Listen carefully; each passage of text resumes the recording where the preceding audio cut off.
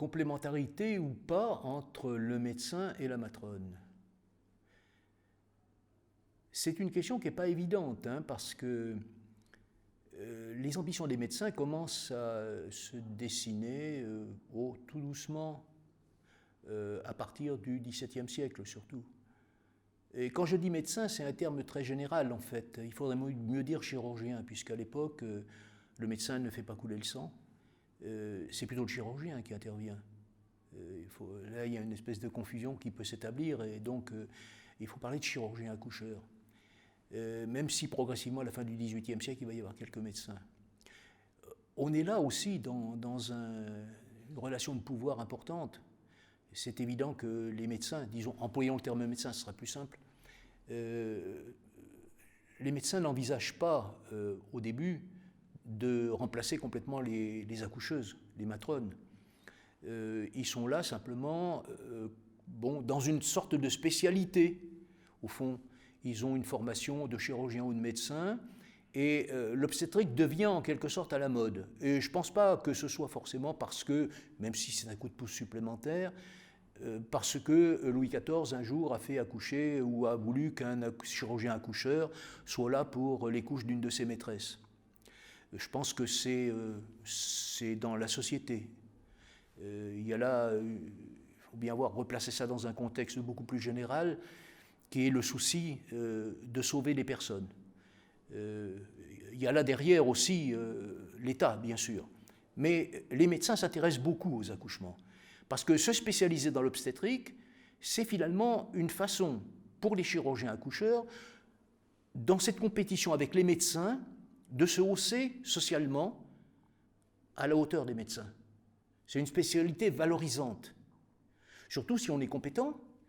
Et si on vient, lorsque la matrone est en difficulté, et qu'on intervient à sa suite, et qu'on sauve l'enfant.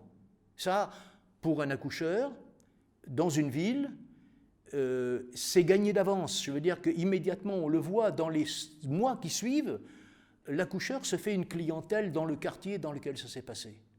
Ce qui veut dire que les femmes acceptent, à partir de ce moment-là, car c'est un gros problème auparavant, de se mettre entre les mains d'un homme, avec tout ce que ça suppose, naturellement, de pudeur ou d'absence de pudeur. C'est interprété comme ça, en tout cas.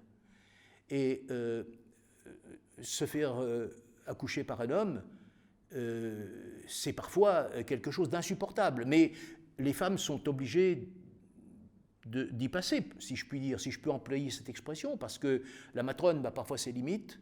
Et donc, comme toutes les institutions, les journaux, le mouvement des Lumières au XVIIIe siècle met en évidence les compétences de l'accoucheur par rapport à la sage-femme ou à l'accoucheuse, d'une façon générale, dans les sphères bourgeoises, on ne va pas hésiter à faire appel à l'accoucheur lorsqu'on a peur que les choses tournent mal. Et si l'accoucheur s'est sorti très bien d'un accouchement difficile, à ce moment-là, ça l'accrédite. Et ce qui va se passer, c'est que, et c'est là que la compétition avec la sage-femme formée, même la sage-femme formée, à plus forte raison avec la matrone, va apparaître, c'est que les femmes, décidément, pour éviter un pépin, à la maternité suivante, vont faire appel directement à l'accoucheur sans passer par l'accoucheuse.